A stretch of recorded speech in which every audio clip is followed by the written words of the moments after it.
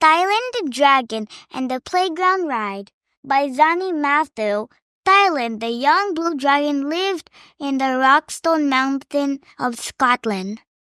Every day, the playful young dragon woke up early in the morning and flew all around the mountains and valleys looking for something to do. When he was hungry, he would go to his cave where Mommy Dragon would have hot soup ready for his dinner. Wash your rings and get ready for tea. I've made your favorite today, darling, pea and toad soup, said Mommy Dragon. Thailand sighed. Thank you, Mom, he said sadly. What is the matter, son? Every day you come back home happily for your tea, but today you look sad, inquired Mommy Dragon. I'm lonely, Mom. I can't find anyone to play with. In all the lakes, mountains, and valleys in Rockstone, there isn't a single dragon for me to play with, he grumbled. Well, how about this for an idea? Why don't you fly down to the village playground and see if the children there want to play with you? Dylan woke up bright and early the next day. He was very excited that he would soon have friends to play with every day. He put on his baseball cap and school tie and flew past the valleys and mountains until he reached the little village of Fall Creek. He glided down to a passerby to ask for directions to the children's playground. That way, pointed the quivering man. Oh, he must be cold, thought Dylan. After all, humans don't breathe fire like dragons, so they must find it very difficult to keep warm.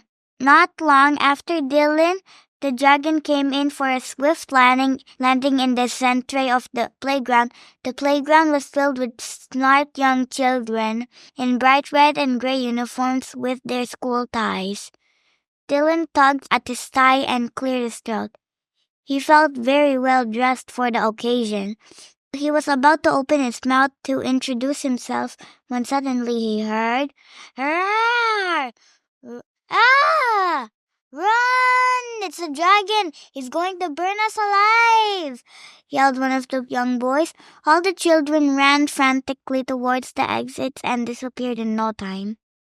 Dylan sighed sadly. All he wanted was some friends to play with, but clearly humans were very scared of dragons. He flew home with his head hung low to see what Mommy Dragon had made for tea. The next day, Dylan decided to try and make friends with the children in the playground again. He tucked his white handkerchief in his left gill and scooped up a large branch lying on the floor. He made it into a white surrender flag. He crossed his claws and hoped the children would give him another chance.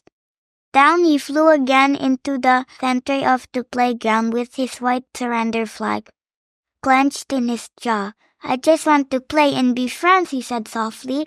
But how will you play with us? Shouted one of the girls. You're too big for swings and slides. You won't fit in our roundabout. Well, why don't I take you all for a ride to the valleys and mountains of Rockstone? Yay! Yay! Squealed all the children at once. They climbed onto Dylan's back and off the children went on a very exciting flight.